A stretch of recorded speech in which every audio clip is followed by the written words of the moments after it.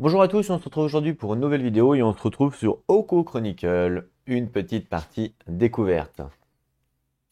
Alors c'est un jeu qui a énormément de contenu, énormément de choses. Et c'est un donjon crawler qui a aussi ses petites particularités qu'on revoit un peu pas ailleurs, on va dire. Donc c'est plutôt appréciable. Pour cette partie découverte, je vais vous faire un scénario qui s'appelle Le Rituel. Ce n'est pas du tout le scénario de la campagne d'initiation en fait dans la boîte de base. Donc ça c'est le livre de la boîte de base. Vous pouvez retrouver une campagne d'initiation, vous voyez par exemple Mortel Rendez-vous, qui vous apprend le jeu. Par exemple Mortel Rendez-vous, c'est surtout un scénario qui va gérer les déplacements.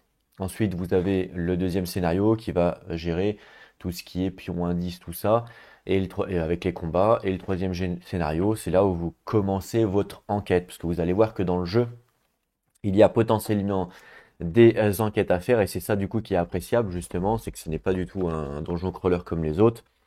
Donc du coup moi je vais vous faire le rituel qui est justement une enquête à faire, voilà. Mais pas que, hein, on va voir évidemment tout ce qu'il y a à faire dans ce scénario, sachant que en termes de scénario, il y en a une ribambelle et plus vous allez avoir évidemment les extensions, plus vous allez avoir de scénarios et vous avez même des modes campagne dans chaque extension. Il existe aussi un mode campagne qui a été fait et créé par la communauté qui regroupe tous les scénarios en fait. Ça c'est plutôt sympa. En fait, je vous explique. Dans chaque extension, ils vont vous proposer des scénarios indépendants et des campagnes. Voilà, dans chaque extension, c'est ça. Donc du coup, évidemment, c'est individualisé. Et du coup, là, je sais plus qui c'est qui l'a fait ça, mais c'est quelqu'un qui est souvent, on voit souvent en fait hein, dans la communauté Oko. C'est une personne qui a fait une campagne entière, un truc de malade, hein, une campagne entière avec tous les scénarios qui existent de tout le cycle de l'eau. Donc le cycle de l'eau, hein, pour information, pour ceux qui savent pas, c'est le premier cycle de la BD. Voilà. Donc pour l'instant, on n'est que sur le cycle de l'eau. Pour vous montrer un petit peu à quoi ça ressemble, j'ai récupéré les fichiers qui sont évidemment donnés sur BGG. Alors je remercie évidemment cette personne d'avoir fait la campagne. Je ne sais pas s'ils sont plusieurs. En tout cas, leur nom n'est pas vraiment inscrit sur le livre. Enfin, je n'ai pas vu. Donc aventure au pageant, ça vous donne en fait, c'est ce que je vous expliquais, une aventure, vraiment une campagne, avec tous les scénarios qui existent dans le all-in en fait de Oko. Alors par contre évidemment, hein, pour pouvoir jouer avec cette campagne, il faut forcément un peu le all-in du jeu, parce que sinon vous ne pourrez pas faire tous les scénarios. Et suivant, donc voilà, une aventure qui avance. Donc première étape, voilà, et puis suivant tout ce il en découle, vous n'allez pas forcément faire tout le temps les mêmes scénarios. Par exemple, vous voyez, si les héros gagnent, on lit ça, si le Oni gagne, on lit ça, etc., etc. Il y a 23 pages comme ça dans la campagne. Donc c'est vraiment une campagne de malade. Je sais pas si à la fin il y a les noms. Ah non, il n'y a pas les noms, dommage avec le plan, étape par étape, les scénarios, les délais. Enfin, il y a des règles un petit peu spécifiques par rapport à ça. Mais voilà, c'est vraiment un truc de fou. Et nous, justement, on va faire le premier scénario qui s'appelle donc le rituel, vous voyez, qui est ici. Celui-là. Alors, je vais pas le faire en mode campagne pour ça, donc je vais pas forcément vous lire le texte d'introduction. On va vraiment le faire là en mode découverte. Et si jamais vous souhaitez voir la campagne sur la chaîne ou une des campagnes des extensions, parce qu'en fait il y a plusieurs extensions qui proposent aussi des campagnes en plus de ça évidemment, eh ben n'hésitez pas à le dire dans les commentaires et je pourrais potentiellement vous montrer une campagne d'une extension, une petite campagne ou alors vraiment la grosse campagne, ça c'est la plus grosse qui existe. Donc voilà, n'hésitez pas à le dire dans les commentaires. Pour l'instant, on fait une petite partie découverte pour vous expliquer un petit peu le jeu, de quoi il en retourne, voilà. On va commencer avec la mise en place. J'ai fait une mise en place partielle pour gagner du temps, mais j'ai pas tout fait. Comme ça, je me suis dit, le mieux aussi, c'est de faire une semi-mise en place avec vous pour vous expliquer un petit peu tout ce qui se passe au niveau du plateau. Donc, dans un premier temps, on va devoir choisir les personnages. Je n'ai pas choisi les personnages exprès parce que je voulais les choisir avec vous et puis je voulais aussi vous montrer un petit peu toute la ribambelle de personnages que l'on pouvait retrouver dans le jeu. Il y en a quand même pas mal. Alors dans la boîte de base, je pourrais pas exactement vous dire combien il y en a, parce que le problème c'est que moi j'ai directement acheté le all-in, donc j'ai tous les personnages qui existent, donc voilà. Donc si vous vous êtes intéressé par exemple pour acheter seulement la boîte de base et si vous voulez savoir combien de personnages il y a dans la boîte de base, renseignez-vous. Je crois qu'il y en a 4, mais je suis pas sûr de l'information. Alors du coup, je vais pas vous dire des bêtises. Mais sinon, moi, ce que j'ai fait, c'est que j'ai mis tous les personnages dans des sachets individuels, parce qu'en fait, ce qui est la particularité de ce jeu-là, c'est que chaque personnage a son propre deck, vous voyez. Par exemple, donc là, c'est Anko Kaori, un personnage. Il a son propre deck avec ses propres cartes, ce qui fait que bah, c'est ça aussi un petit peu la force du jeu, c'est qu'en termes de renouvellement de partie, c'est intéressant puisque forcément chaque personnage va pas avoir le même gameplay et ça c'est plutôt sympa du coup.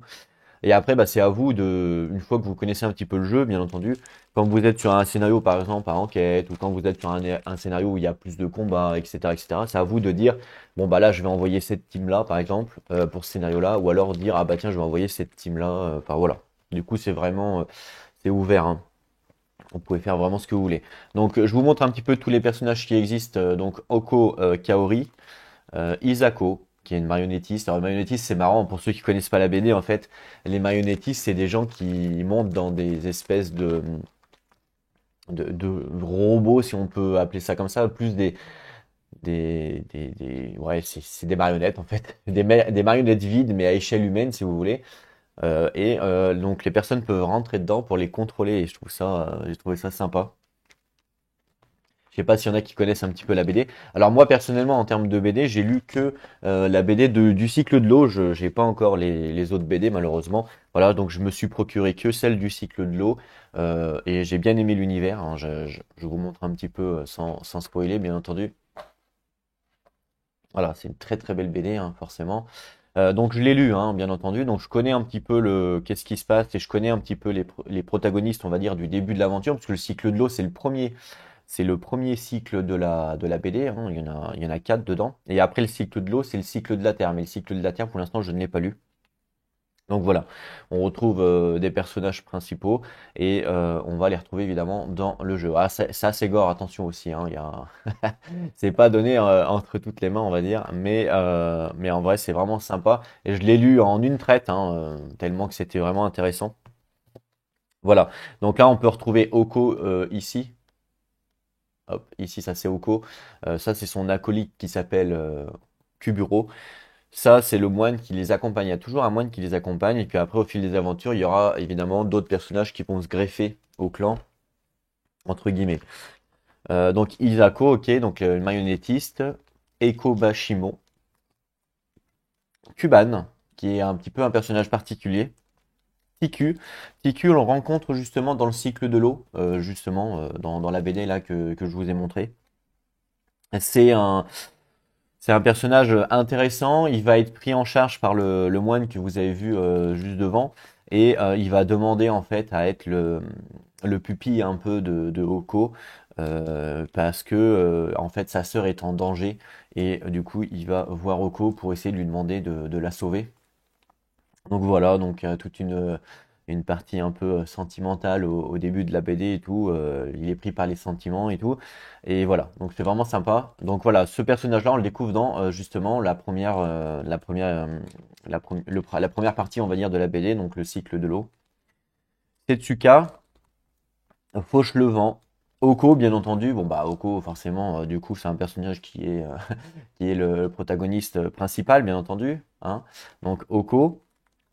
Genji ou Genji, je sais pas trop comment on peut le dire, de la famille des Uzumebaki. Noshim, c'est le prêtre qu'on a vu tout à l'heure.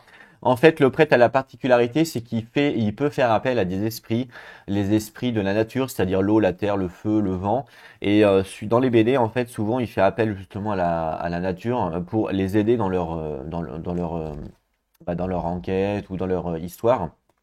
Donc vraiment un personnage rigolo, on va dire, dans la BD et limite indispensable. Et puis Noburo, l'ami hein, et mince. Ouais, le pupille, si on veut, de Oko. Oko, c'est son maître hein, à Noburo. Donc voilà. Donc forcément, je pense qu'il y a beaucoup de gens, il y a beaucoup de vidéos qui ont joué Noburo et Oko quand on regarde les vidéos de Oko. Donc je vais peut-être pas forcément jouer de la même façon. Je vais pas vous donner Noburo et Oko à jouer puisque bon bah on en voit, c'est ce qu'on voit le plus dans toutes les vidéos qui existent sur Internet. Je me dis ça peut être intéressant de découvrir justement de nouveaux personnages Le truc, c'est que j'ai commencé la peinture. Je sais pas si vous voyez là sur le plateau, mais il y a quelques figurines qui sont peintes, vous voyez. Par contre, les personnages, je les ai pas encore peints. Enfin, pas tous du moins. J'ai peint par exemple le prêtre, mais pas les autres. Remarque, je pourrais peut-être jouer le prêtre, parce que le prêtre est sympa. Ouais, remarque, on pourrait jouer le prêtre, parce que c'est vrai qu'il est pas souvent joué. Et on pourrait jouer aussi. Ah, j'ai vu un personnage qui me plaisait pas mal. Euh, Anko Kaori qui me plaît bien. La fille des ombres. J'aime beaucoup ça, tout ce qui est un peu ombre. J'aime bien son design. C'est un peu la force de jeu là aussi, hein. C'est tout ce qui est un petit peu. Vu que ça reprend la BD, hein, tout ce qui est graphique, tout ça, c'est vraiment au top. Isako pourrait être intéressante à jouer également. Elle m'intrigue. Mais James D aussi, j'aime beaucoup tout ce qui est archer. Mais bon, on va partir sur Anko Kaori avec Noshim justement. Je pense que voilà, c'est pas des personnages qu'on voit souvent, donc ça peut être intéressant de partir sur ces deux personnages-là. Alors, ce que je vais faire, c'est que je vais mettre la vidéo en pause tout de suite, je vais récupérer les figurines comme ça c'est fait, parce qu'il y a beaucoup de figurines dans le jeu, hein. Et donc il y a une ribambelle de rangement. Il me semble que Noshim je l'ai peint hein, d'ailleurs, mais pas en Kokaori, voilà. Donc bon bah c'est pas grave, il y aura la moitié de peint, mais bon c'est pas dramatique. Quand on a le all-in, on a une boîte de rangement pour toutes les figurines et en fait ils nous ont donné une petite feuille comme ça avec les numéros des boîtes de rangement, vous voyez, donc boîte numéro 1, boîte numéro 2, boîte numéro 3, boîte numéro 4, ce qui permet en fait de tout de suite savoir dans quelle boîte est la figurine. Voilà, je voulais vous le montrer, c'est pour ceux que ça intéresse. Donc c'est plutôt sympa, ça permet de regrouper toutes les figurines et puis voilà, puis ça permet aussi de voir toutes les figurines qu'il y a dans le jeu. Donc là vous voyez toutes les figurines qu'il y a dans le jeu, donc vous en avez pas plus, mais il y en a déjà beaucoup quand même, hein. Il y en a pas mal qui se ressemblent parce qu'il y a pas mal d'unités qui viennent souvent sur les scénarios. Par exemple, vous voyez là ici il y a des gardes, c'est tous les mêmes. Ici il y a des ninjas, là il y a des gardes. On peut retrouver là des ninjas. Donc du coup quand vous peignez, vous n'êtes pas forcément obligé de tout peindre. Donc vous pouvez peindre, je sais pas. Voilà, pour l'instant j'en ai peint que 5. Ça suffit amplement pour ce scénario-là. Je pense pas qu'il y en ait 10 dans un scénario en toute honnêteté. Donc voilà. Donc je vais aller chercher la figurine de Anko Kaori. Il faut trouver la boîte. Donc elle est ici, vous voyez, Anko Kaori elle est ici. Donc ça me dit qu'elle est dans la boîte numéro 3. Donc tout de suite je peux aller la récupérer sans perdre de temps. Ok, j'ai récupéré donc la figurine, mais avant toute chose, je devais, c'est pour ça que je l'ai pas fait vraiment en début de vidéo, mais je devais faire une dédicace avec cette vidéo. Je vais vous expliquer un petit peu l'histoire.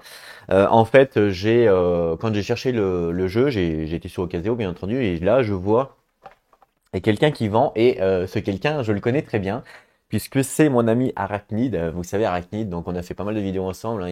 Il avait une chaîne YouTube, mais il est un petit peu arrêté en ce moment à cause un peu des les problèmes de santé et tout ça. Et comme du coup, je lui ai dit au moment où j'achète, je lui ai dit bah écoute, fais-moi une petite dédicace dans la boîte, comme ça, bah je pourrais te faire un petit clin d'œil, on va dire. Et voilà. Il était pas très chaud au début, hein, donc il me dit ah ouais ouais ok, bah écoute, je vais essayer de te faire une dédicace, je vais t'en faire une et tout, tu vas pas être déçu du voyage. Alors du coup j'ai eu un peu peur quand il m'a dit ça. Je me, je me suis dit il va peut-être me mettre une araignée géante dans la boîte quand je vais l'ouvrir, elle va me sauter à la gueule, mode alien. Non je sais pas. Mais du coup il m'a fait une surprise qui est pas des moindres puisque en fait il m'a écrit un petit texte et le petit texte il me dit que il faut que je le chante en fait. Donc en fait il était salaud hein, clairement hein. Il m'a pris au dépourvu bien entendu et il me dit que je dois chanter ce texte sur une musique qui est très bien connue qui est les Sardines. Pour ceux qui ne savent pas ce que c'est comme musique, c'est une musique de Patrick Sébastien. Donc en fait je vais passer pour un gros blaireau évidemment hein, si je chante ce refrain, enfin ce qu'il m'a écrit sur cette musique. Mais j'accepte de relever le défi, donc je ne suis pas un chanteur, hein, je tiens à vous le préciser. Et je vous invite à couper le son pendant 3 minutes pour éviter que vos oreilles saignent, ça c'est clair. Donc je vais vous montrer le petit mot qu'il m'a écrit. Et puis après, je vais relever son défi évidemment de chanter comme un con sur cette musique. J'espère évidemment que la vidéo ne va pas se faire strike parce qu'il y a des droits d'auteur sur cette musique, bien entendu, malgré le fait qu'elle soit bien pourrie. Euh, donc voilà, on verra bien si la vidéo passe ou pas. Peut-être qu'ils vont me demander de retirer le son au moment où je vais chanter et du coup, vous n'aurez pas la possibilité de m'entendre vraiment chanter. Donc, si c'est le cas, eh ben, je serai obligé de couper le son et dans ce cas-là, bah, vous aurez 2-3 minutes de vidéo qui aura sans son. Voilà, je vous préviens un petit peu avant. C'est pour ça que je l'ai pas fait vraiment au début de vidéo parce que je me dis que les gens, par exemple, qui avancent la timeline, qui vont directement au gameplay, ben, ils vont pas me voir passer pour un débile. Voilà. Alors je vous montre la lettre qu'il m'a écrite. Je l'ai pliée parce qu'en fait dessous il y a son prénom et je sais qu'il ne veut absolument pas donner son prénom en vidéo. Donc du coup je l'ai plié, d'accord? Voilà. Il me dit parce qu'Arachnid il n'est pas gentil et qu'il ne peut pas saquer mon tic bleu, mon tic bleu, je sais pas trop ce que c'est. Et il m'impose de chanter en déballant sur l'air du refrain des sardines. Et donc après il y a le texte évidemment. Qu'il faut que je chante sur ce refrain de merde. Donc je vais mettre la musique tout de suite et c'est parti. Je ne connais absolument pas la musique donc je sais pas quand il refrain, quand il l'est pas. C'est pas grave, on va improviser. Hein.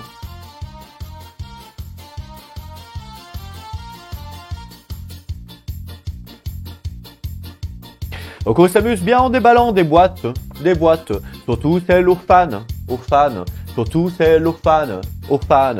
Donc on s'amuse bien en déballant des boîtes, surtout celles aux fans qui me regardent et qui s'éclatent. Voilà. Bon, j'espère que t'es content hein, que je sois passé pour un con comme ça. Ah, ça va aller, hein, la musique, on arrête. J'ai relevé le défi, hein, Arachnid. Je peux t'assurer que si un jour tu m'achètes un jeu, tu vas passer un sale quart d'heure. Ça, c'est clair, parce que j'aurai ma vengeance. Ma vengeance elle va être terrible. Donc voilà, hein, merci Arachnid pour cette petite dédicace de me faire passer pour un con devant tout le public. Et puis derrière, il me dit, hein, tu voulais une petite bafouille, te voilà servi. Évidemment, il se barre bien, hein, le salaud. En espérant que tu t'amuses bien avec ce jeu et que tu puisses régaler ton auditoire amicalement et ludiquement. Ah bah là, c'est sûr que je vais régaler mon auditoire avec ta musique, avec ton refrain, bien entendu. Hein, ça, là, c'est sûr qu'ils vont se fendre la gueule. Hein. En tout cas, merci à toi, Arachnid. Évidemment, le jeu était emballé vraiment au top du top. Ça, c'est clair. Et puis, voilà. Je fais la petite bise. J'espère en tout cas que ce refrain t'aura mis du mot au cœur pour guérir ta maladie, pour que tu sois mieux, on va dire. Voilà, j'espère que ça sera pris en positif. Mais je doute pas que tu vas rigoler, ça c'est une certitude. Donc on repart sur notre mise en place hein, qui était un petit peu masquée hein, par Arachnid, le salaud. Je vais l'appeler le salaud maintenant puisqu'il m'a fait un petit coup de Trafalgar. J'ai hâte de me venger en tout cas. Hein. J'espère vite que tu vas revenir sur YouTube comme ça je pourrai vite me venger. Ah, ça va être rigolo. Alors, Anko Kaori, hein, c'est ce qu'on disait tout à l'heure. J'ai récupéré sa figurine qui est ici. Alors, comme je vous expliquais tout à l'heure, elle n'est pas peinte, hein, forcément, puisque je n'ai pas encore tout peint, il y a beaucoup de figurines. Et par contre, derrière, j'ai récupéré également Noshim. Par contre, Noshim, je l'ai peint, voilà. Alors, attention, je suis pas un grand peintre. Et puis en plus, j'ai fait ce qu'on peut appeler du speed painting, c'est-à-dire du painting rapide pour pouvoir jouer rapidement. Parce que moi, ce qui me plaît, c'est jouer, c'est pas trop peindre. J'aime pas ça peindre. Voilà, un truc rapide, voilà. Mais c'est juste, ça donne quand même un côté un peu sympathique. On va les mettre de côté. Alors, évidemment, quand on met les héros en place, on déballe évidemment tout. Hop, donc leur fiche de personnage, leur carte. Voilà, le sac, on peut le ranger. Et même chose pour Kaori. Hop, et leurs cartes. C'est ça qui est fort dans le jeu, c'est que chaque personnage va avoir des cartes bien spécifiques à eux-mêmes. Et ça, c'est plutôt appréciable. En plus, regardez, par exemple, il y a des cartes d'initiative dans le jeu, on verra à quoi ça sert plus tard. Mais regardez, c'est une BD. Donc, je trouve ça juste énorme. Je vais vous montrer en caméra embarquée. Regardez ça, c'est une BD, c'est énorme. Enfin, moi, j'adore. Hein. Vraiment le design du jeu qui reprend la BD et tout. Ouais, non, mais c'est un kiff. Je kiffe, j'adore. Celui qui aime l'univers, franchement, il peut pas passer à côté, c'est pas possible. Celui qui aime les donjons crawlers, je dirais qu'il peut pas non plus passer à côté parce qu'il offre quand même une exclusivité dans le gameplay qu'on verra plus tard, qui est vraiment particulière. C'est le fait d'enquêter, c'est vraiment top. Non, c'est vraiment bien. Voilà. Hop, j'enlève ça. Je remets ça là. Et puis, pareil, il y a une BD aussi pour lui. On va la regarder du coup. Pas une BD. Quand je dis une BD, c'est plus des illustrations au niveau de la carte. C'est pas vraiment une BD, voilà. Ah, c'est vraiment sympa, hein. Ouais. C'est clair que c'est vraiment sympa. En tout cas, ça donne envie, hein. Ça, c'est sûr. Pour ceux qui connaissent pas un petit peu le lore, pardon, c'est vrai que j'en ai pas trop parlé. En fait, donc Oko, c'est un maître, hein, enfin c'est un maître, c'est un ronin plutôt qui n'a pas de maître, c'est-à-dire que c'est lui le maître entre guillemets, donc c'est un ronin sans maître.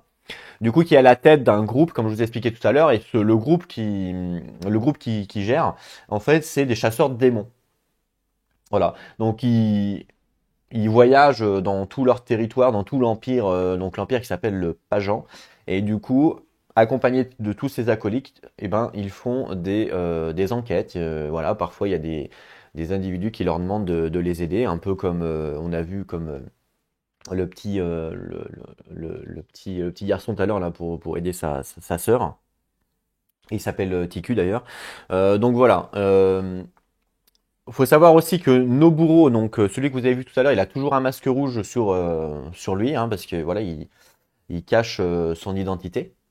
Et le moine Noshim, donc lui, je vous en ai pas parlé tout à l'heure, mais lui en fait, c'est un amateur de saké. Dans la BD, il est tout le temps tout le temps un peu bourré. C'est ça qui est rigolo. C'est pour ça que je dis que c'est un personnage rigolo. C'est un amateur de saké et on voit dans la vidéo, il boit pas mal, on va dire. Par contre, comme je vous ai dit tout à l'heure, il a la faculté, lui, d'invoquer et de communiquer avec les forces de la nature, hein, eau, terre, machin, le feu, et voilà. Donc voilà un petit peu pour le lore sans rentrer trop dans les détails, on va dire. Alors on y va pour la mise en place. Alors la mise en place, c'est très simple. On a une fiche de héros, donc ça c'est plus le côté illustration, d'accord. Et puis après derrière, hop, on a les stats et les origines, les capacités des héros, et on a une petite plaquette, sympa.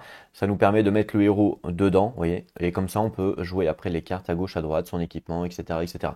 Donc là, on va lire la carte. Je vais vous la mettre sur la. Voilà, normalement, vous devriez lire. Donc origine. Les origines, c'est un peu le fluff, d'après ce que j'ai compris. Donc, Origine, ce jovial compagnon d'Oko est un moine élémentaliste lié aux kami. Donc, les kami, c'est les monstres de la nature, hein. Feu, eau, terre.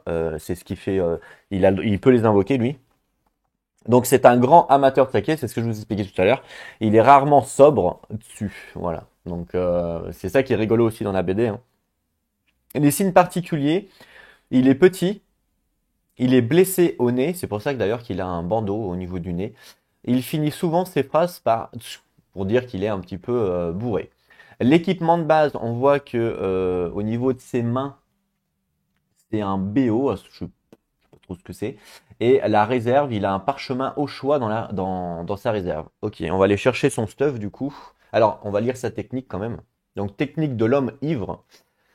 Il fait partie donc, en fait, vous allez voir que chaque personnage a ce qu'ils appellent une classe sociale. C'est un peu ce qu'on voit ici là, ça là. Voilà. C'est Mao Tsukai. Et en fait, cette classe sociale va permettre de savoir quels sont les stuffs qu'ils peuvent porter. Parce que lui, par exemple, c'est cette classe sociale qu'il a, forcément. Donc, du coup, il va pas pouvoir porter des sabres, par exemple, parce que à la base, c'est pas réellement un combattant. Donc voilà, ça c'est plutôt intéressant aussi. Vous comprendrez, par exemple, si je vous montre une carte d'objet, hop, au pif, vraiment au pif. Ouais, bah, hop, celle-là, par exemple, vous voyez, ici, on retrouve les classes sociales. Et là, par exemple, bah, c'est cette classe sociale qui peut être portée. La classe sociale du moine, elle est en bas là. Vous voyez que c'est grisé, donc ça veut dire qu'il ne peut pas porter cette armure. Voilà, donc ça, c'est plutôt intéressant du coup. Donc ça sert qu'à ça. Donc les techniques de l'homme ivre, les attaques ciblant Noshim doivent comporter au moins un ki pour le toucher. Ah, ça c'est intéressant. Vraiment intéressant du coup. Ça c'est cool. Ok pour ça. À droite, on a ses stats. Voilà. Donc on verra, hein, je vais pas expliquer là toutes les stats, je vais pas expliquer tout le jeu. On verra quand on joue comment que ça se passe. Mais bon, c'est des stats basiques hein, avec déplacement, attaque, etc. Point de vie ici en bas, voilà. Donc ça, on met ici. Alors, comme j'ai slivé, moi, ça rentre pas totalement. Ouais, si, remarque. Ça tient un peu. Bah si, justement, ouais, ça tient. Le fait de sliver, ça peut pas tomber. C'est pas mal, ça.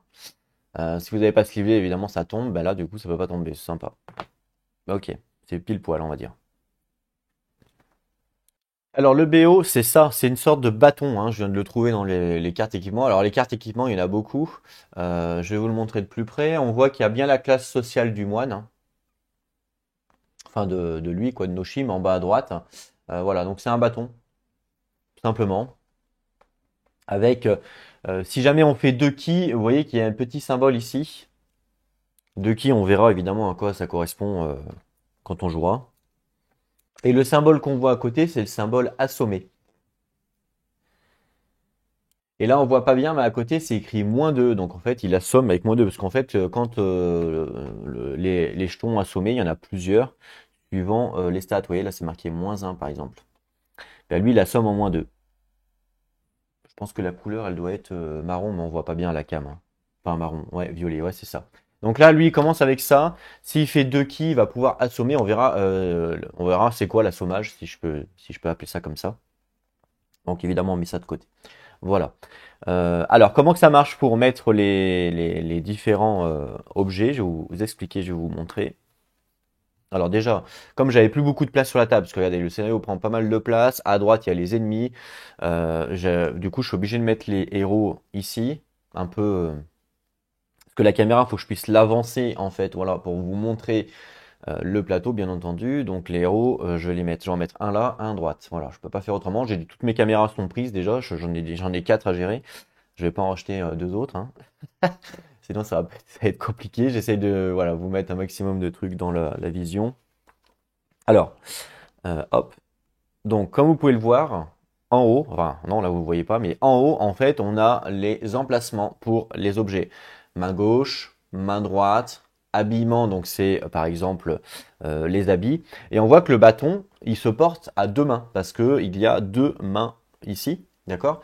Et quand on le porte à deux mains, en fait, on le met au milieu. Ça, c'est plutôt bien pensé. Voilà. Si jamais on avait une arme à une main, bah, on mettait à gauche. Si on avait une arme à l'autre, si on a deux armes, pardon, à deux mains, bah, on mettait ici. Et au milieu, on met comme ça pour dire bah, que c'est les deux mains et que malheureusement, il ne peut pas avoir autre chose. Donc ça, c'est plutôt cool. Hop, je vais le mettre comme ça. Bon, ça va manger un petit peu sur le plateau, mais bon, c'est pas grave. Hop, voilà. Voilà, comme ça, c'est bien. Ok, deux mains. Ensuite, on nous dit que en équipement de départ, il a un parchemin au choix. Alors, j'ai récupéré tous les parchemins qui existent dans le jeu, sachant que comme j'ai le all-in, évidemment, j'ai aussi les parchemins de toutes les extensions. Donc ce que je vais faire, c'est comme là, c'est un scénario de la boîte de base, et on peut mélanger hein, tous les objets, il n'y a pas de souci, mais moi je vais rester simplement avec les objets de la boîte de base. Et ce que je vais faire un petit peu comme avec KDM. En fait, à chaque fois que je vais jouer avec une extension, ben j'introduirai les cartes par rapport à cette extension. Vous voyez, comme dans KDM, exactement comme dans KDM, les Fighting Arts par exemple, hein, les arts de combat. Il y en a dans chaque extension, bah, je les introduis seulement quand je joue avec l'extension, c'est un peu logique. Bah, là, je vais faire la même chose. Quand je jouerai aux différentes extensions, bah, j'introduirai les objets. Pour l'instant, c'est pas le cas. Donc là, en fait, c'est facile pour savoir avec les extensions et le petit symbole. Donc là, il a par exemple le parchemin de protection, le parchemin incandescent, le parchemin gel du temps. Enfin voilà, il a plein de parchemins différents. Là, il y a encore des parchemins par rapport aux extensions que je ne vais pas utiliser. Et ça, c'est les parchemins de la boîte de base. Donc on a parchemin de pierre d'armure de pierre, pardon, parchemin de boule de feu et parchemin de téléportation. Et on me dit que je dois en choisir un. On va regarder, on va les lire. Après, vous pouvez, hein, attention, vous pouvez très bien jouer avec ces parchemins-là aussi.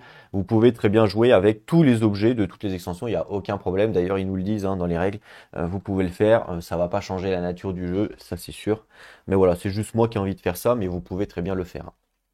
Alors, on va regarder ensemble le parchemin armure de pierre, action. Donc pour une action, défaussez cette carte jusqu'à la fin du prochain tour. Les ki des attaques qui vous ciblent ne comptent pas dans le résultat du jet. Donc en fait, il devient un peu invulnérable, puisque je vous rappelle qu'avec sa capacité, il peut être touché que quand il y a des ki.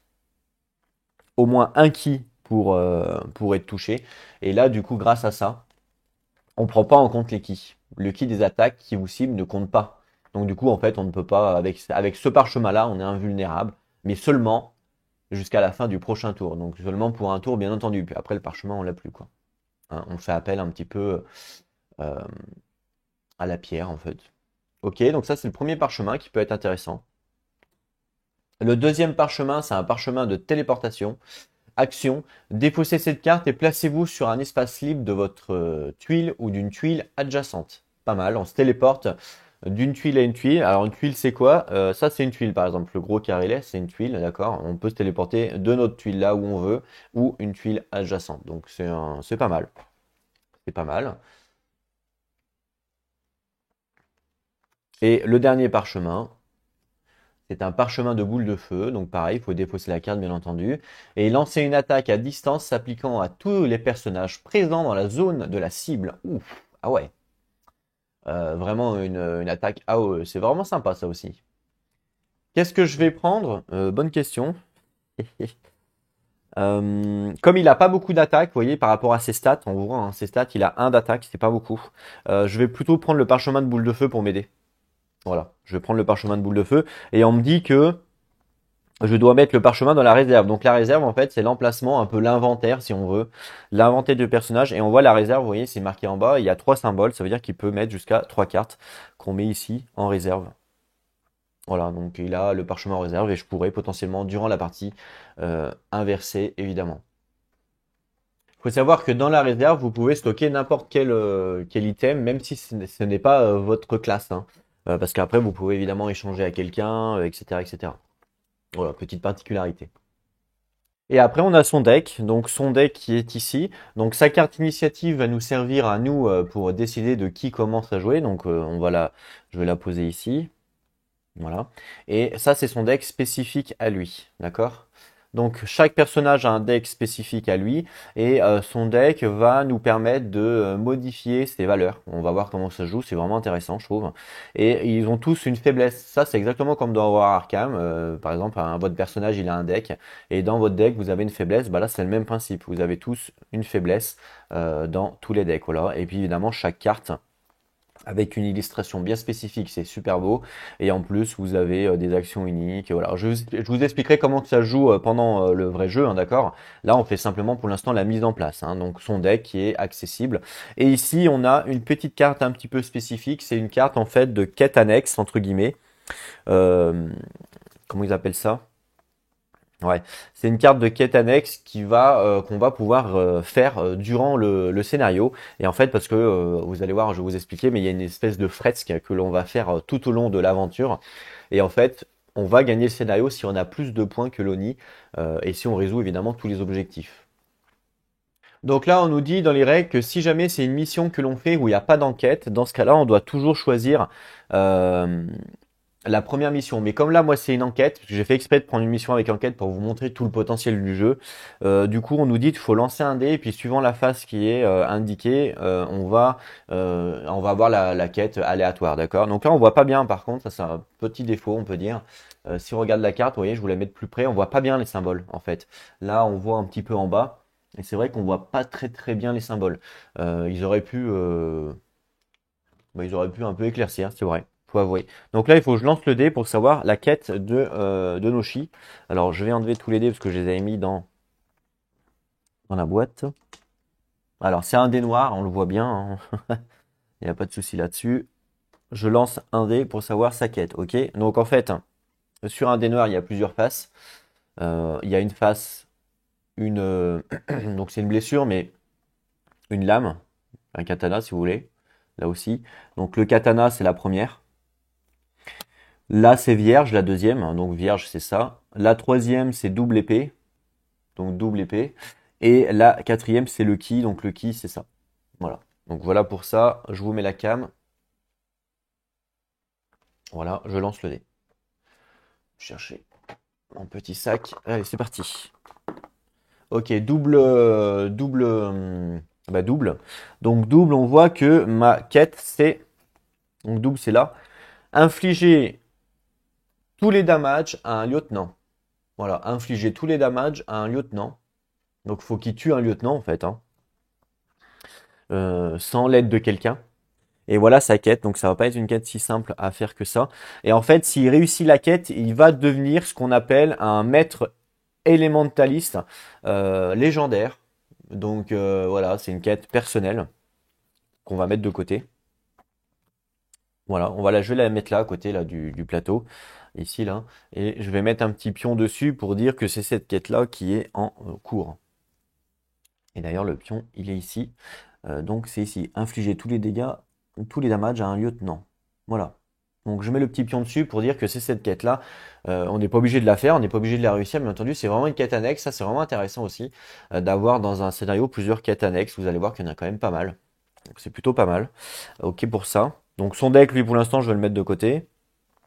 Voilà. Et on fait évidemment la même chose après avec Kaori.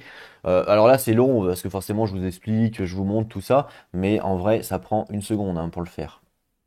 Voilà, parfait. Elle a évidemment des stats différentes, bien entendu, et des pouvoirs différents. Donc on va la lire. Alors, Anko Kaori, la fille des ombres. Elle est orpheline, elle fut élevée et entraînée par la famille des redoutables ninjas des perles d'encre. Apprenant que le sulfureux clan des Yakuza, enfin de Yakuza des éventails de Nacre était responsable de la mort de ses parents, elle lutte depuis contre leur organisation. Le signe particulier, elle est marquée d'un tatouage de Ryu, donc c'est un dragon, qui lui confère des puissants pouvoirs, mais qui aussi la marque d'un Oni. Ah, alors un Oni, c'est un peu les démons dans le jeu, si vous préférez. D'accord? Équipement de base, on voit la main, elle a un Tegaki. Et son habillement, elle a une tenue de ninja. Son pouvoir, donc elle, c'est un Ina, hein, ça, son truc. Et son pouvoir, donc c'est une acrobate. Lorsqu'elle est touchée par une attaque, Anko Kaori se déplace sur un espace qui lui est adjacent. D'accord. Donc lorsqu'elle est touchée par une attaque, elle se déplace sur un espace qui lui est adjacent. D'accord. C'est pas mal ça. Ce qui fait qu'elle peut effectivement esquiver les attaques, tout ça. Ouais, c'est bien ça. C'est très bien ça même. Elle peut pas porter beaucoup de choses, hein, elle peut porter que deux objets dans sa réserve, vous voyez. Et bon bah là c'est les mains normales.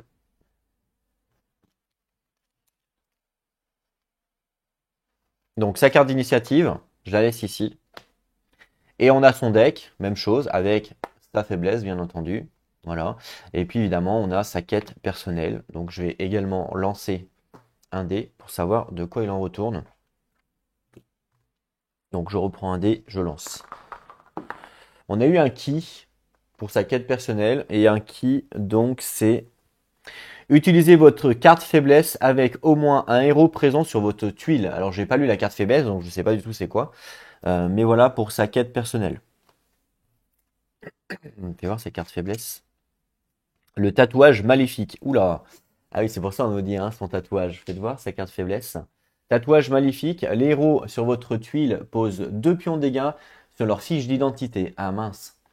Retirez de votre fiche d'identité autant de pions dégâts que la valeur de votre caractéristique de santé. Ah oui, ça c'est le soin. Il faut savoir que toutes les faiblesses de tout le monde, ça va permettre de soigner les héros. Hein. Donc voilà, en fait, si vous voulez vous soigner, bah faut jouer votre faiblesse. Donc ça c'est plutôt bien pensé, je trouve. Donc les héros sur votre tuile posent 2 pions dégâts sur leur fiche d'identité. Donc du coup, forcément, sa quête personnelle, c'est d'utiliser sa faiblesse avec au moins un héros présent sur sa tuile. Donc elle va faire des dégâts à son ami. Et ça, c'est pas cool. Voilà. Donc c'est facile à résoudre, on va dire, mais en même temps, c'est pas si simple que ça, puisqu'on met des dégâts. C'est pas forcément cool.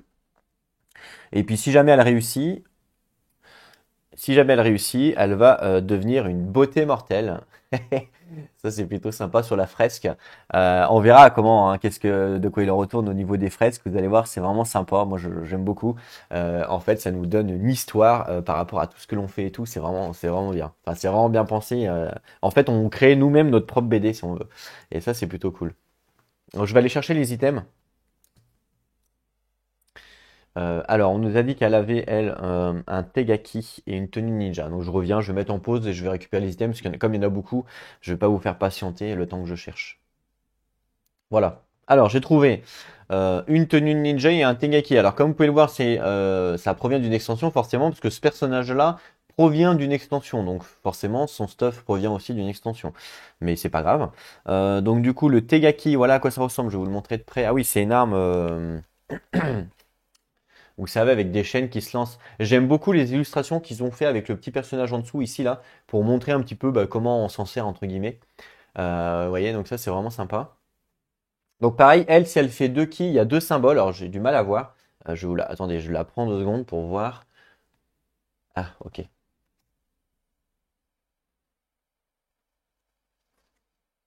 En fait, c'est simplement les blessures. Normalement, quand on fait un ki, on a une blessure. Et ben elle, on nous dit que quand elle fait deux ki, elle fait double blessure supplémentaire. Donc c'est vraiment intéressant. C'est vraiment puissant. Voilà. Enfin, faut arriver à faire 2 ki, bien sûr, mais c'est puissant. Donc voilà pour son arme. Ok. Et on va passer à sa tenue de ninja. Je vais vous la montrer. Hop là, tenue de ninja. Alors, donc là, on nous dit, grâce à sa tenue de ninja, quand elle fait un test de vitesse, ce symbole-là, en fait, ça représente un test de vitesse. Eh ben, elle a -1 par rapport à d'autres personnages. Donc ça sera plus facile pour elle, évidemment, puisque bah, c'est un peu une ninja, en fait, hein. Donc voilà. Donc du coup, là. Sa tenue, elle va ici sur la tenue, bien entendu, donc ici. Voilà. Et elle a le Tegaki qui a 2 mains également avec la flèche, donc ça va au milieu. Alors, j'ai pas trouvé des sleeves qui étaient pile poil à la hauteur des cartes, donc forcément c'est un peu chiant parce que du coup ça mange un peu sur le plateau. Faudrait que je revoie des sleeves. Si jamais vous avez le jeu et que vous avez trouvé des sleeves pile poil, n'hésitez pas à me dire dans les commentaires quels sont lesquels vous avez pris en fait tout simplement. Parce que c'est vrai que c'est un peu pénible. Voilà, donc là, demain. Ok, donc voilà pour ça, voilà pour elle. Donc là, pour les personnages, la mise en place est terminée avec évidemment leur deck. Alors je vais mettre leur deck ici. Et on va passer à la mise en place du méchant. Alors le méchant, j'ai fait une caméra un petit peu embarquée. Voilà. Alors pour les méchants, il y a. Oh, c'est un petit peu sombre, un petit peu clair. Attendez, je vais changer. Voilà, c'est beaucoup mieux. C'est beaucoup plus propre. Voilà. Donc ça c'est le plateau des méchants. Donc j'ai fait une caméra spéciale pour éviter de bouger. Et en fait pendant la mise en place on met des petits pions comme ça et le rouge faut le mettre en 4. Vous verrez à quoi ça sert plus tard. Et en fait le plateau des méchants il va pouvoir contrôler deux sortes de créatures. On a ce qu'on appelle les noirs, donc ce sera des créatures démoniaques. Et on a les grises, ce sera des gardes du palais. À chaque fois qu'on va aller quelque part, il y a forcément, on va aller dans un palais en fait, hein, dans le clan dans le palais d'un clan, forcément, il y a des gardes qui vont patrouiller, voilà. Donc, euh, à gauche, ici, je vous ai mis justement tous les ennemis qui sont représentés dans le scénario. Hein. Donc voilà, tous les ennemis qui sont représentés dans le scénario, qu'on verra plus tard et on verra comment ça marche plus tard, bien entendu. Donc ça, je l'ai fait en amont pour gagner du temps, donc ok, pas de souci. Par contre, je n'ai pas défini le boss, enfin l'Oni, on va dire, et je voulais le faire avec vous. Donc, ici, dans le jeu, en fait, on a des cartes indices. Le principe, c'est justement qu'on va devoir enquêter pour trouver la source du mal. Parce que suivant les scénarios, tout ça, la source du mal ne va pas être forcément les mêmes. Et il faut savoir que comme ce sont des démons, ils prennent possession souvent de corps d'humains pour se cacher. Donc, ce qui fait que euh, le truc, c'est que nous, on doit trouver quel est où le démon se cache, en gros, parce que sinon, on peut pas savoir. Donc ici, on a tous les indices, enfin tous les indices, tous les personnages du scénario, d'accord? Toutes les cartes des personnages du scénario où potentiellement le monstre peut se cacher. Et on peut voir c'est tous les bleus. tous les bleus que vous voyez sur la map sont potentiellement des personnages qui ont été possédés par le démon, qu'on va appeler un Oni en fait, d'accord? Voilà, donc comme on va devoir enquêter pour savoir c'est qui, ben, pendant la mise en place, on mélange et on en tire une au hasard sans évidemment regarder et ça sera là que le démon se cache. Donc c'est vraiment intéressant parce que même si vous faites plusieurs fois le scénario, ben, ça change tout le temps, forcément, parce que vous tirez aléatoire. Sachant que dans la mise en place, il y a une règle par rapport au nombre de héros. En fait, je vais vous montrer ça. Voilà. Donc, par exemple, ce scénario-là, qui est le rituel. Donc, le rituel, il nous préconise de jouer avec 3 héros, d'accord? Et en fait, ils nous disent pendant la mise en place, les hôtes du palais, c'est là où va pouvoir se cacher le démon. Il y en a plus un par héros. Donc, ça, c'est pour réguler la difficulté. Donc, ça veut dire que donc moi je joue avec 2 héros, donc j'ai mis 2 hôtes supplémentaires. Mais si je joue avec un héros supplémentaire, j'en aurai un en plus. Voilà. Je joue 2 héros, donc ça permet de réguler. Et puis il y a autre chose qui permet de réguler qu'on verra juste après. J'en tire une au hasard. Voilà, celle-là. Ça, donc je la regarde pas, bien entendu. Ça sera là que se cache le démon. Et nous, on va devoir découvrir justement où le démon se cache. Donc je la mets de côté. Je vais la mettre vers le plateau Oni, là-haut. Et surtout pas la regarder, bien entendu. Donc ça, c'est le premier point. Ici, on retrouve toutes les cartes indices liées à des événements que l'on doit mettre avec. Donc je les mets avec, sachant qu'il y en a toute une ribambelle hein, dans le jeu. Ça veut dire aussi que même si vous refaites le scénario, les événements ne seront évidemment pas les mêmes à chaque fois. Donc ça, c'est plutôt sympa. Et là, on a l'Oni, donc en fait le démon, d'accord. Il y en a pas mal, il y en a 3, il y en a 6. Voilà. Donc il y a 6 démons. Enfin, je crois. Alors dans la boîte de base, il n'y en a peut-être pas 6, remarque. Il y en a 4 dans la boîte de base, d'accord? Donc ce qui veut dire que moi, comme j'en ai plus, j'en ai 6. Ouais, j'en ai 6. J'ai 2 démons qui proviennent des extensions, donc c'est pas grave, je vais pouvoir jouer avec eux aussi. Mais du coup, je vais en piocher 4 aléatoires, peu importe, voilà. Donc là, potentiellement, dans cette partie-là, il y aura un des 4 démons, d'accord? Ce qui fait que vous pouvez, si vous le souhaitez, rendre votre enquête plus facile ou plus dure. Vous pouvez dire, bon bah voilà, pour rendre l'enquête plus facile, je peux enlever une carte indice, par exemple. Et pour la rendre plus dure, bah, au contraire, vous pouvez en rajouter une, même 2, si vous le souhaitez. Ce qui fait que comme il y aura plus de cartes d'indice, ça sera plus dur pour découvrir qui est le démon. Moi, je vais jouer en mode normal, donc il y en a 4 dans la boîte de base. D'accord? Donc, par contre, ça peut être un démon, ça peut être les démons n'importe lesquels. Et il faut qu'on regarde évidemment c'est lesquels pour savoir, pour pouvoir après dénoncer. Parce que comme il y en a 6, je vais vous les chercher. Voilà. Comme j'en ai 6, voilà, donc ça c'est les démons. Il y en a 6, d'accord. Il faut que je puisse savoir lesquels sont dans le jeu pour pouvoir les dénoncer. Si je sais pas lesquels sont dans le jeu, bah, si par exemple j'ai enlevé ces deux-là et que je dénonce la Penagola, c'est tricher, vous voyez ce que je veux dire? Enfin, c'est pas tricher, mais c'est impossible, quoi. Donc du coup, faut que je les regarde. Donc on a bah, justement la Penagola, le Waro, Cage et Sorio. Donc voilà. Donc là, on a ces quatre-là. Donc la Penagola, Sorio, Cage et Waro. Voilà.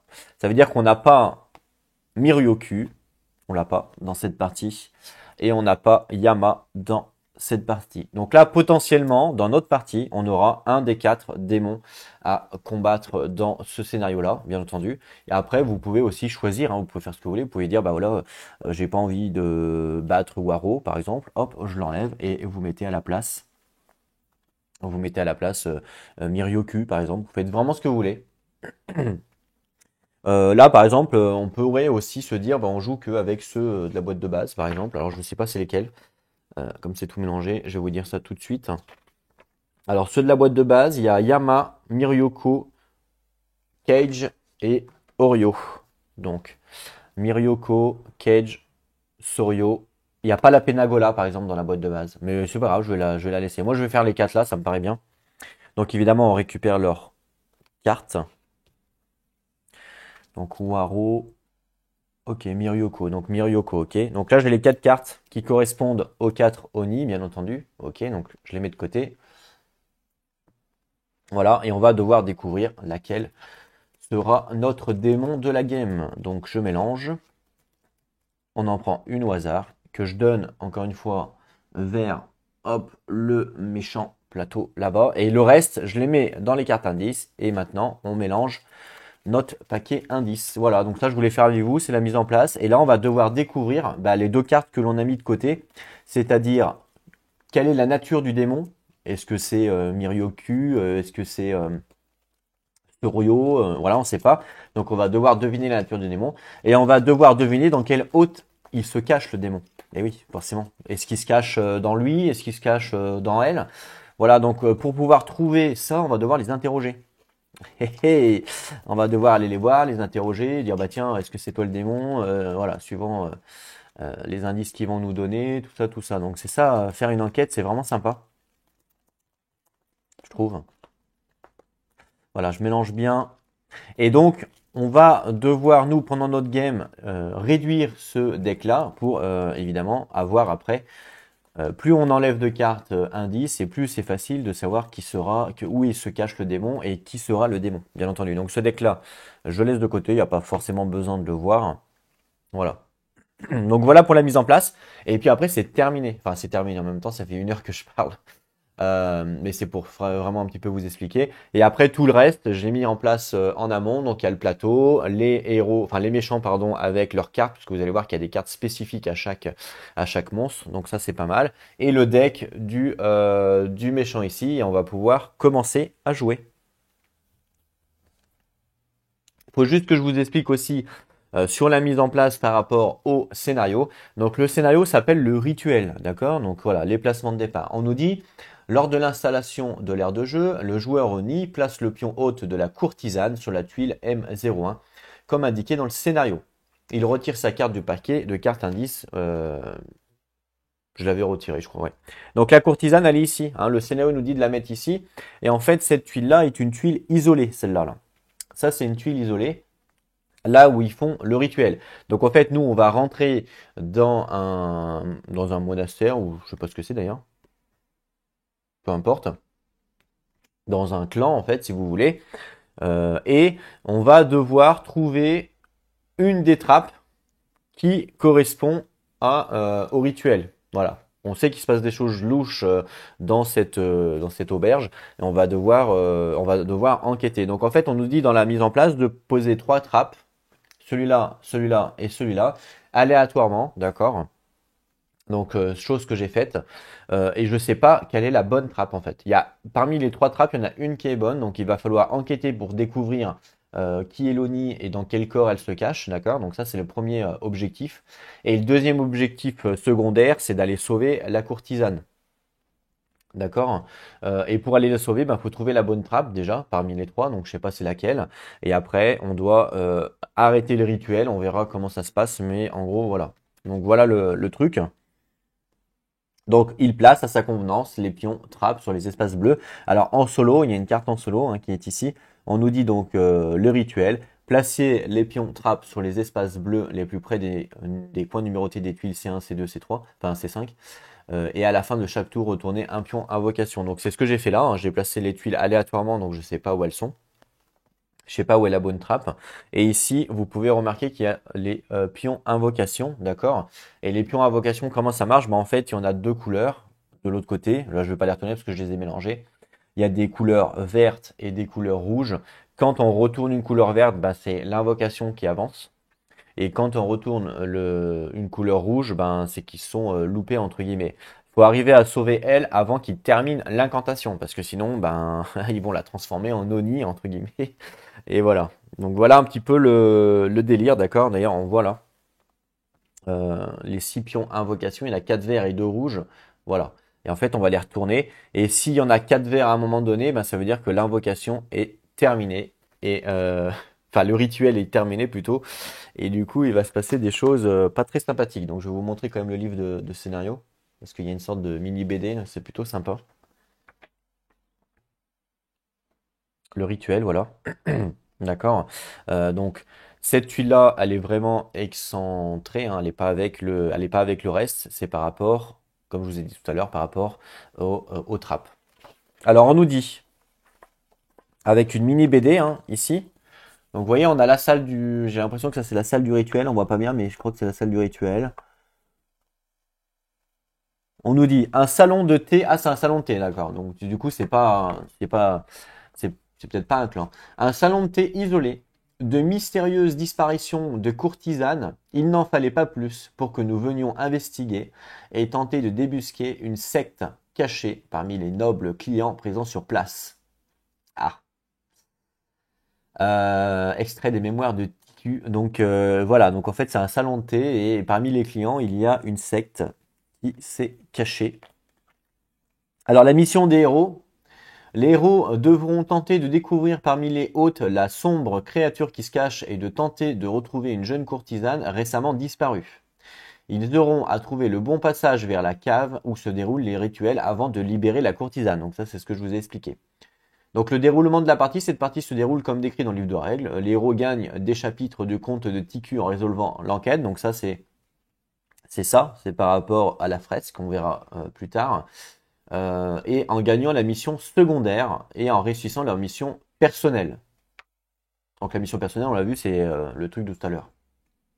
Règle spéciale, référez-vous à la carte de la référence pour prendre connaissance des règles concernant la mission secondaire, le rituel. Les conditions de victoire, donc les héros et le joueur Oni peuvent emporter des chapitres comme décrit dans le livre de règles. Donc suivant ce que l'on va faire, on va se créer nous-mêmes notre BD et on va gagner des points par rapport à ça. Et si les héros réussissent à sauver la courtisane du coup, avant que le rituel n'arrive à son terme, on va rajouter ça sur la fresque, ça va nous faire des points supplémentaires. Par contre, si le rituel parvient à son terme, le joueur Oni gagne ce chapitre. Donc il gagne, lui, il va gagner cette carte-là sur la fresque. Donc à l'Oni, ça va lui faire des points supplémentaires par rapport à nous. Attention, lorsque les héros attaquent un garde non corrompu, l'alerte est donnée. Et oui. Et donc on place l'alerte dans le chapitre de Titu, dans la fresque en fait. Hein. Donc ça va nous faire des points en moins. Donc en fait les gardes, hein, comme je vous ai expliqué tout à l'heure, c'est eux là, ça c'est les gardes. Enfin là vous n'avez pas vu mais c'est eux les gardes. Et du coup si on les attaque alors qu'ils sont pas corrompus, on va donner l'alerte. Forcément, hein, quand vous arrivez quelque part, si vous commencez à attaquer tout le monde, forcément l'alerte est donnée, c'est un peu logique. Donc voilà pour le scénario. Donc c'est un scénario plutôt intéressant. Et le rituel, donc c'est ce que je vous disais ici. Hein, donc ça on l'a vu.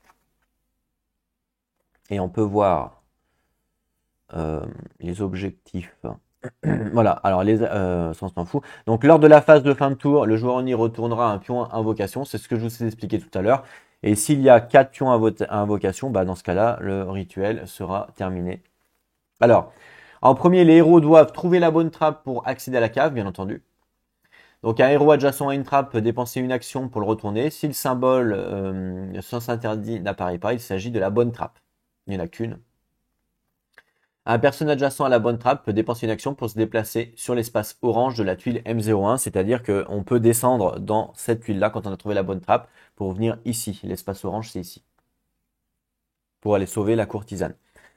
Libérer la courtisane, donc un héros adjacent à la courtisane peut tenter un test d'attaque pour la libérer, parce qu'en fait, autour de la courtisane, il y a un espèce de champ, vu que c'est un rituel, il y a une espèce de protection, vous voyez, on voit ici 7 d'attaque, faut casser ce rituel, il faut faire 7 d'attaque, enfin un test d'attaque.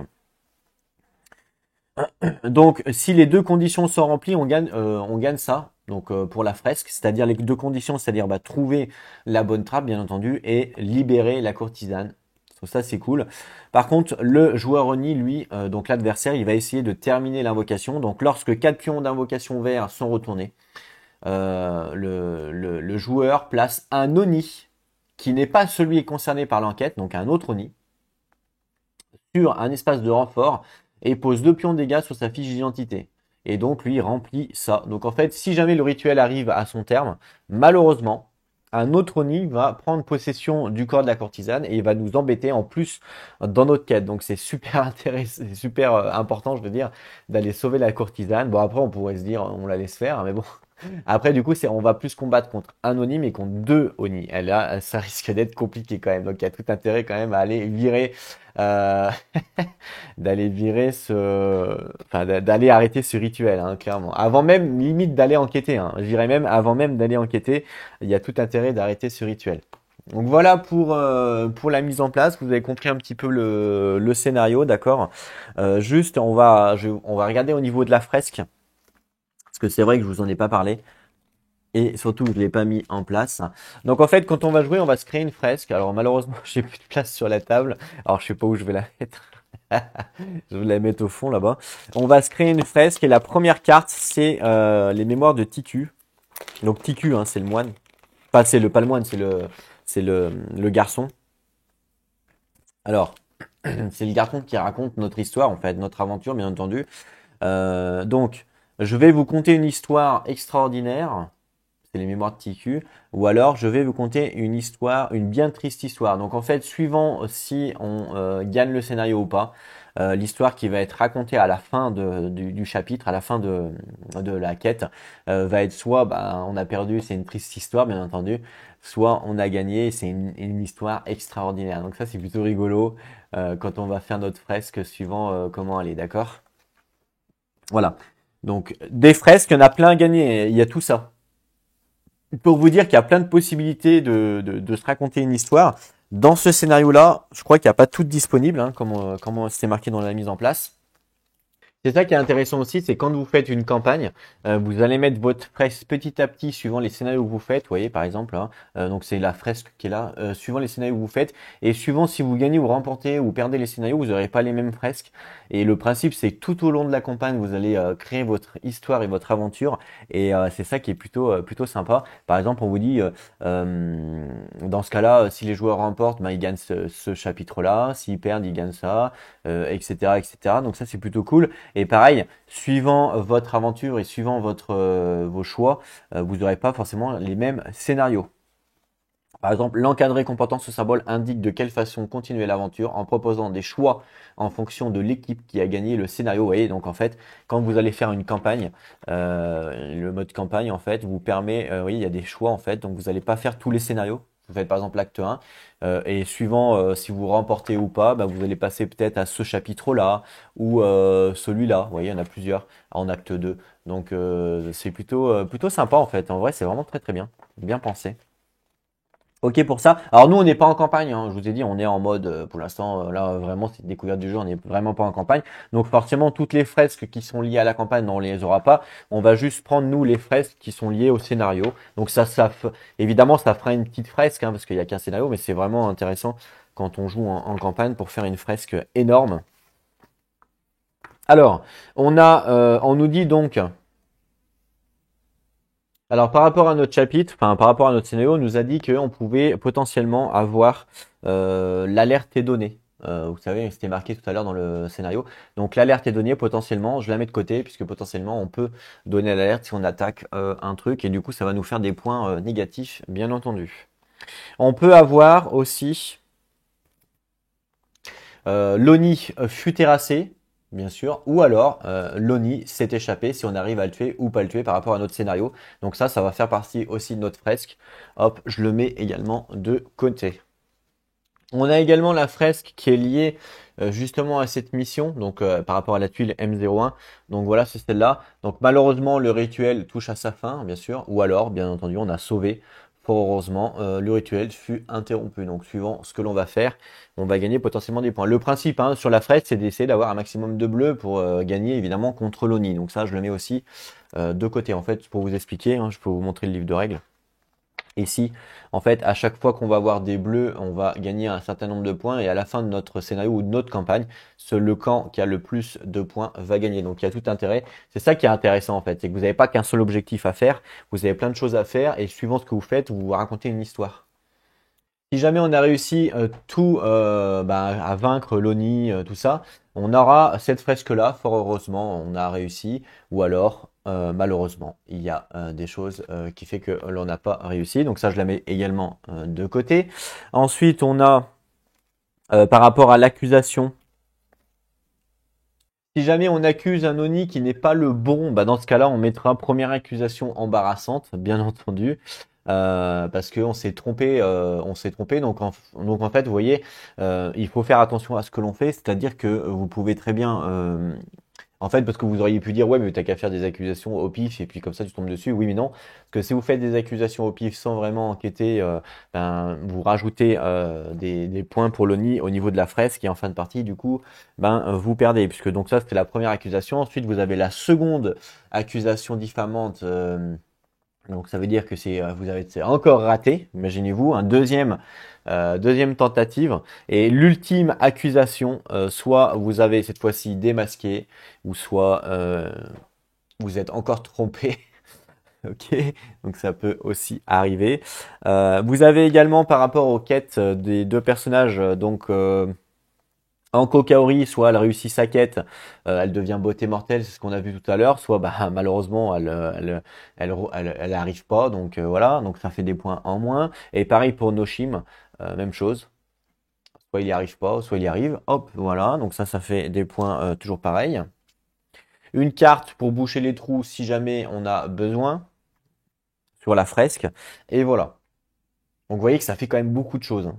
Et là, on est seulement dans un scénario de base. Il n'y a pas de campagne. Imaginez-vous, quand il y a une campagne, il y a encore plein de fresques en plus à mettre. Donc suivant vos choix, suivant vos stratégies, tout ça, ça peut évidemment découler sur une défaite pardon, ou où vous gagnez. Et justement, c'est ça que je trouve bien, c'est que c'est pas parce que vous gagnez un scénario que ça y est, vous avez gagné votre campagne. Non, justement. Pour les points, je vous ai pas montré par rapport aux fresques. Les grandes, c'est 4 points. Donc vous voyez, c'est super important de trouver l'ONI, hein. 2 points pour les moyennes et 1 point pour les petites. Donc même si par exemple on fait pas notre quête personnelle, bah on perd que 1 point. Enfin on donne que 1 point plutôt à l'ONI, donc ça va.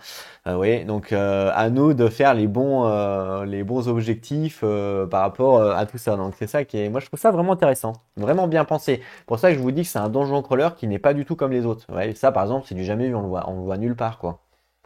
Une fresque en mode BD qui se remplit au fur et à mesure de vos choix et de ce que vous allez faire, c'est énorme. Donc si on récapitule tout ce que l'on a dans cette quête, on n'est même pas en mode campagne, vous allez voir tout ce qu'il y a déjà. Hop là, il y a tout ça. Donc il y a ça, les petites cartes qui donnent un point. En termes de grosses cartes, il y en a une, deux, trois qui donnent 4 points potentiels. Il y a deux cartes qui donnent 2 points. Il y a encore une petite carte là, encore une carte qui donne 2 points. Vous voyez, donc ça peut vite... si par exemple on arrive, Loni gagne un, moi j'en gagne un, ça fait 4 points partout, on est ex aequo, vous voyez. Donc c'est voilà, c'est ça que je trouve vraiment classe, c'est vraiment bien ce système-là là. C'est vraiment sympa. Donc pour l'instant évidemment, bah, on n'a pas construit la fresque parce que bah c'est à la fin de la game ou pendant qu'on joue, on peut le faire si on veut par rapport à ce que vous faites.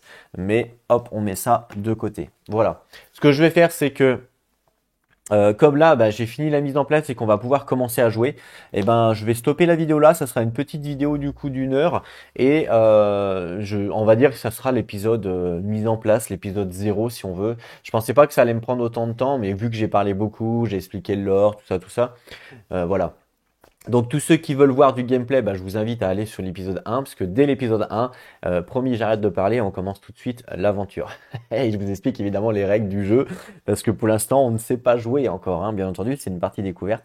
On va voir tout ça. En tout cas, moi, j'ai hâte. On se retrouve très bientôt du coup pour le début de l'aventure. En attendant, prenez soin de vous, et n'oubliez pas, à jouer à vos jeux. Allez, à plus tout le monde.